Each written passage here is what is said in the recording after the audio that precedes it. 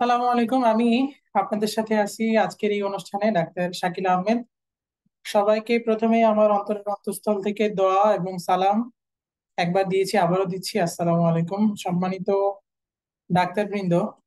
আজকে আপনারা জানেন আপনাদের সামনে একটা গুরুত্বপূর্ণ টপিক নিয়ে আমরা হাজির হয়েছি জেনেসিস আউটলাইনের পক্ষ থেকে। সেটি আর কিছু না, জেনেসিসের আমাদের যে এমআরসিপি জার্নি এবং একটা স্টুডেন্টের প্রাথমিক অবস্থায় এমআরসিপি জার্নিটা ঠিক কেমন হতে পারে, how to prepare your self for MRCP part 1, সেটা নিয়ে আমরা আপনাদের সাথে কিছুক্ষণ কথা বলবো। খুব বেশি সময় আপনাদেরকে নিব না, কারণ আমরা জানি আপনারা সবাই অনেক বেশি ব্যস্ত।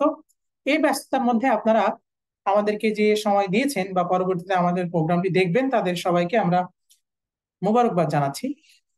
হ্যাঁ, তো আমি যখন এমআরসিপি পার্ট 1 পরীক্ষা মানে আমার যাত্রা শুরু করি, আমি আমার যাত্রাটা একটু আপনাদের সাথে শেয়ার করতে চাই।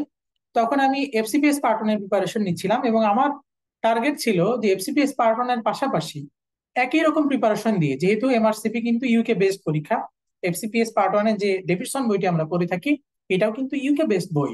সুতরাং একই রকম বই, একই রকম কেস, একই রকম সবকিছু, তাহলে আমি খুব সহজেই কিন্তু আমার কাছে মনে হতেই পারে যে আমি মানে অল্প সময়ের মধ্যে একই রকম আরো একটা ডিগ্রিতে এন্ট্রেন্স নেওয়া যায় কিনা। তো আমি কি করতাম, আমার এফসিপিএস পার্ট 1 জেনেসিস এর সাথে আমার প্রিপারেশন ছিল, জেনেসিস এর সাথে আমার পথ চলা। তো এফসিপিএস পার্ট 1 পরীক্ষায় কিন্তু আমি ডেভিডসন পড়ার পাশাপাশি জেনেসিস এর ক্লাসগুলো, তাদের দাগানো এই বিষয়গুলোর পাশাপাশি আমি কি করতাম, আমি একটা পাস মেডিসিনের অনলাইন সাবস্ক্রিপশন নিলাম। নেওয়ার পরে আমি সেম টপিক, মনে করেন আজকে আমি রিউমাটোলজি পড়লাম, আমি রিউমাটোলজিতে এফসিপিএস পার্ট 1 যা পড়ানো হয়েছে এটার পাশাপাশি আমি রিউমাটোলজিতে এমআরসিপি পার্ট 1 এর জন্য যে রিউমাটোলজি অংশ পাস মেডিসিনের কতগুলো কোশ্চেন আছে আমি ওই দিনই মোটামুটি চেষ্টা করতাম যাতে আমি সলভ করে ফেলতে পারি। তাহলে আমার একই সাথে এফসিপিএস পার্ট 1 পরীক্ষার যে এসবিএ ভয়, এটা দূর হয়ে গেছিল। আমি খুব সহজেই এটা হ্যান্ডেল করতে পারছি আল্লাহ রহমতে। এবং পাশাপাশি আমি কিন্তু এমআরসিপির, আমার কাছে মনে হচ্ছিল যে এমআরসিপিতে আমার একটা প্রিপারেশন কিন্তু গোছানো হয়ে যাচ্ছে। তো এইটার পাশাপাশি আমি এটা শুরু করি। এবং মাঝে মাঝে আমি যে কাজটা করতাম সেটা হচ্ছে যে আমাদের যে নোটস অ্যান্ড নোটস বইটি আছে এই বইটি কিন্তু আমি মাঝে মাঝে একটু পড়তাম। আমি ওই জিনিসটা রিমোটলজি অংশটাই আমি আসলে নোটস অ্যান্ড নোটসে কি লেখা আছে সেটা পড়ার চেষ্টা করতাম, একটু দেখার চেষ্টা করতাম। হ্যাঁ, তাছাড়া জেনেসিস থেকে একটা আমি হার্ড কপি কিনি, জেনেসিস এর যে পাস মেডিসিনের একটা হার্ড কপিও আমার কাছে ছিল।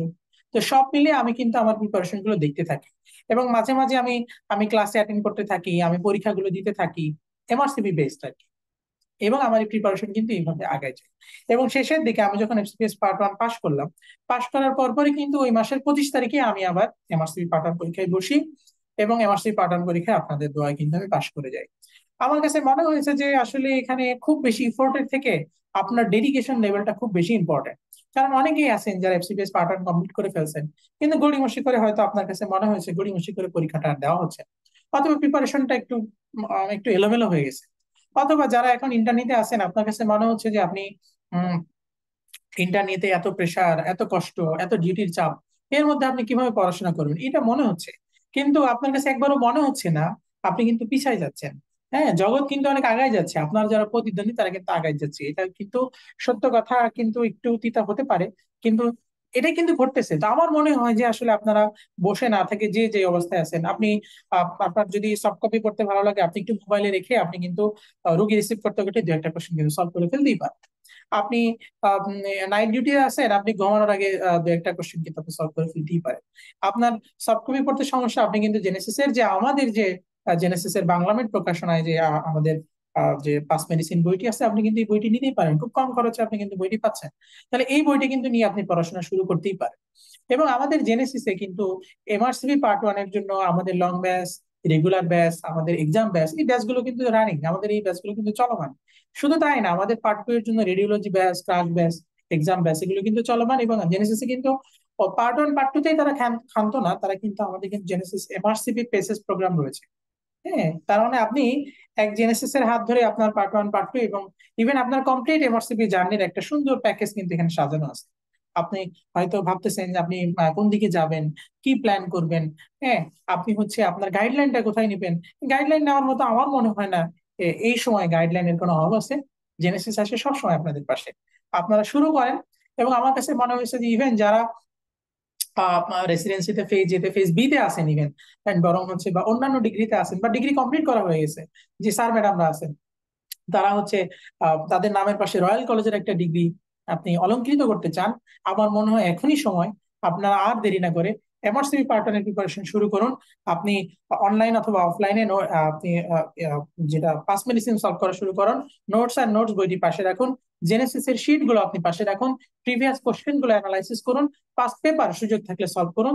তাহলে খুব সহজে আমার মনে হয় আপনি পার্ট ওয়ান জার্নিতে সফলতার সাথে উত্তীর্ণ হবেন। খুব বেশি সময় আপনাদেরকে নিব না, অনেক কথা বলেছি। আমার কথার ভিতরে কোনো অসঙ্গতি থাকলে আপনাদের কাছে সরি চেয়ে নিচ্ছি। আপনাদের অগ্রিম শুভেচ্ছা জানিয়ে আমার কথা শেষ করছি। সবাই আমার জন্য দোয়া করবেন, জেনেসিস আউটলেটের জন্য দোয়া করবেন। জেনেসিস এমআরসিপি প্রোগ্রামে আপনাকে স্বাগতম জানিয়ে শেষ করছি। সালাম আলাইকুম রহমতুল্লাহ।